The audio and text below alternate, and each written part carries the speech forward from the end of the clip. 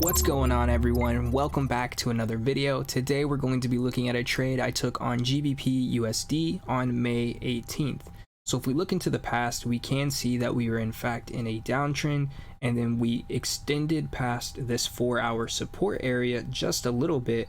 But once we get just a little bit under the support area, we get a reversal pattern. Now, if you're not an experienced trader, this reversal pattern may be a little bit hard to see on the 1 hour. But if we go down to the 15-minute chart and we look, we can see that it is a little bit more clear that we have an inverted head and shoulders. So we have our left shoulder here, our head here, and our right shoulder here, and then our neckline retest right here, which is where I took my trade. Now, if we go back to the 1 hour chart, we can see that the formation of this inverted head and shoulders started right here, which is why my take profit is based in this area. I never like to take these trades based off reversal patterns farther than where they started. Now, you're probably asking yourself, well, if you would have held that trade, you'd be up another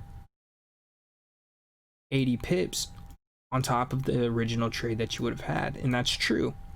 But not always, when you trade these patterns, is price going to respect this long term and continue to go up.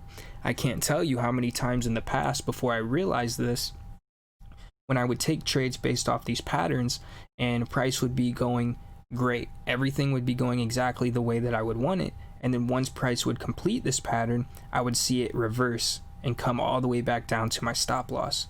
So after years of seeing this happen, it finally clicked with me. You know what, let's just miss out on the chance that sometimes price will go up longer or go down longer than you expect it to, and I'll miss out on those pips, but I'll still secure a very strong and profitable trade just by getting out when the formation completes.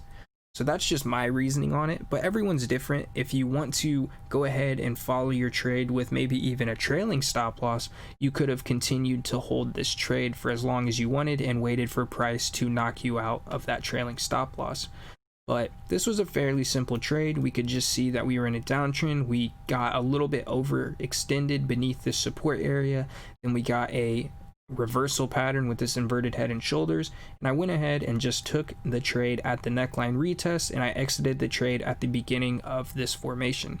So if you guys have any questions about anything that I talked about in this video, please just leave a comment below and I'll be more than happy to get back with you.